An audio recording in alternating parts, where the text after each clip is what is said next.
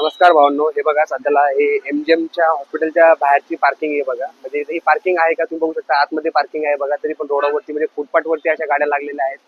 तर वाहतूक पोलीस यंत्रणा म्हणा किंवा एमजीएम मधले जे कोणी कर्मचारी असतील किंवा त्यांचे कुठले नियम नाही काय रोडावरती गाड्या लागतात, तर प्रशासन याच्यावरती बघा, हे नो पार्किंगचा बोर्ड आहे बघा इथं. तरी पण यांच्यावरती प्रशासन कुठली कारवाई नाही करत. म्हणजे ही कुठली गोष्ट झाली?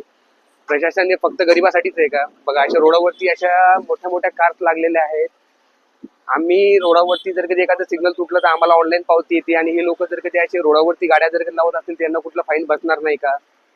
माझी वाहतूक पोलीस यंत्रणा म्हणा किंवा आपल्या शहराचे जे कोणी अधिकारी असतील तर त्यांना अशी शहरामधले अशा रोडावरती जे कर्मचारी म्हणा किंवा शहरामधले लोक असे रोडावरती गाड्या लावून जात असतील तर त्यांना असं चांगलं वाटतं का? आपल्या शहराची काहीतरी जबाबदारी आहे ना अधिकाऱ्यांवर, तर त्या अधिकाऱ्यांनी त्या गोष्टी सगळ्या गोष्टी पार पाडायला पाहिजे ना. म्हणून माझी महानगरपालिकेचे जे कोणी कर्मचारी